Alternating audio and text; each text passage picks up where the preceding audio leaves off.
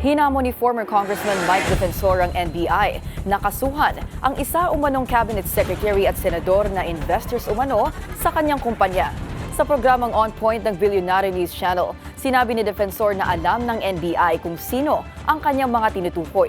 Una nang nagsampa ng Qualified Human Trafficking Complaint si NBI Director Melvin Matibag laban kay Defensor kaugnay sa ni-raid na KTV bar sa Pasig City na ginagamit umano bilang sex den. Nakapangalan sa kanyang asawa at anak ang naturang establishmento.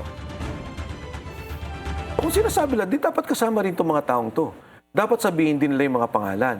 Pangalawa, dahil nga sinasabi kong panggigipit, talagang manggigipit sila, di gipitin nila yung mga kasama nila.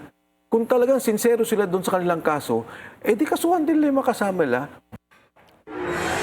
Para rin kay Defensor, tuta ng administrasyon si Director Matibag.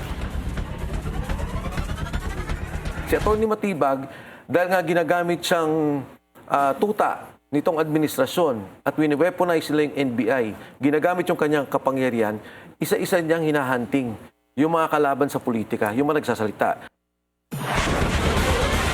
Kaugnay ng balitang yan, makakausap natin si NBI Director Melvin Matibag on the line. Director, good evening.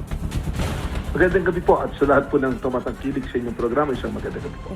Director, first of all, your response to former Congressman Defensor saying you know the cabinet secretary and senator involved in his company? Well, unang-una po, ma'am, ang pinagbasihan po ng kaso niya ay yung mga dokumentong nanggaling po sa SEC. At wala naman pong lumalabas doon na pangalan kung sino man yung sinasabi niya. Lahat po ng nakapangalan doon po sa kumpanya ng mga na-involve po dito sa kaso ng human trafficking, yun po yung pinangalanan namin sa kaso. Kung sino man po yung binabanggit ng senador tsaka secretary, hindi ko po alam kung sino yun. Siguro po, ilahad po niya. Malaman po natin kung sino talaga. Pero sabi ko nga po, ang pinagbasihan po ng ating reklamo ay yung pong dokumento na nanggaling po sa SEC. Yung Pax Libera po, yung 5 Miles, yung pong Serene Corporation, yung Chicago KTV, doon lang po nanggaling yung ating po mga kaso. Hindi ko po alam kung sino yung binabanggit niya at sinasabi niyang alam ng NBI. Baka mas maganda po kung pinangalanan niya.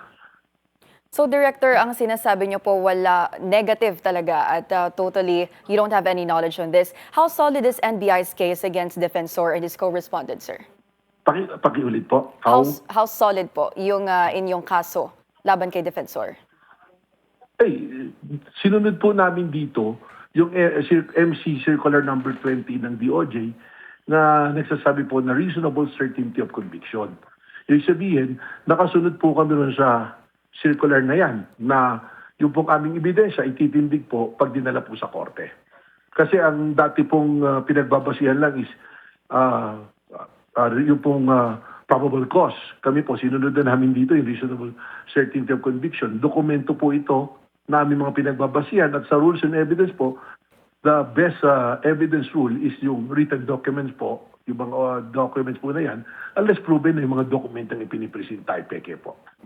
Director, since the raid, Defensor has been saying all these are politically motivated dahil daw po sa pagdemand niya for accountability sa flood control scandal. Now, what I'm getting is you're following the paper trail, right? So, what do you make of this defense from Defensor's camp? Well, mahirap naman po yun. Nagagawa ka ng kaso, ng problema, at meron po mga ebidensya. Sasabihin mo ngayon, politika.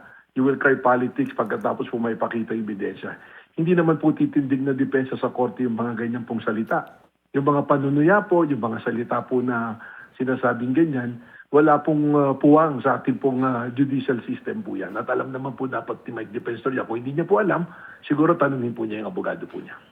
And Director, this isn't the first time, but Defensor, tinawag niya ho kayong tuta ng Malacanang at wina-weaponize daw po ng palasyo ang NBI to hunt critics. What can you say about this? Well, yung ganyan pong mga salita, yan po yung salita talaga. Lalo po tumitibay yung kaso dahil yung ganyan mga salita po ng mga akusado na walang malinaw po na depensa ang ilalabas. Yan po yung paningin ko po dyan. At hindi ko na po i-dignify pa yung kanyang pananalita po na yan. Dahil it will not define me, it will not define the palace, it will not define the NBI. ang magdidefine po dyan ay yung pagkatao niya sa sinasabi po niya yan. Ang kaso pong ipinail, hindi po si Attorney Matibag ang nag-file, ang NBI po ang nag-file niyan after po pag-aralan ng 2 buwan po na pag-aaral doon sa kaso po. Yes, Director. And other matters will take this opportunity to ask this. May hazing complaint na po yung 11 individuals linked to the Ateneo tragedy. How is NBI's probe going so far? At maaari niyo po bang i-share kung mayroon ng anggulong tinitingnan ng NBI? We're probably wrapping up na rin po itong investigation namin doon po tungkol dyan sa nangyari sa Ateneo basketball team. So hopefully po may submit na po namin sa DOJ yung aming po findings and recommendation. But I'd rather not make a partial or initial comment on the matters hanggat hindi po natapos ng buo at magkaroon po ng conclusion po na kabuuan. Director, last question na lang po. In your personal capacity as a lawyer, does the Ateneo tragedy constitute hazing? Bilang nandoon po sa elements ng hazing yung exposure to weather, please enlighten us, Director. Well, again, I will say, although I'm a lawyer, but if I will speak something at tayo po ay makot, I will be speaking for the entire NBI. So I'd rather finish po the investigation bago po ako magbigay ng aking pong pahayag. Ano man po to, legal man po, factual po na issue po na usapin sa kasong ito.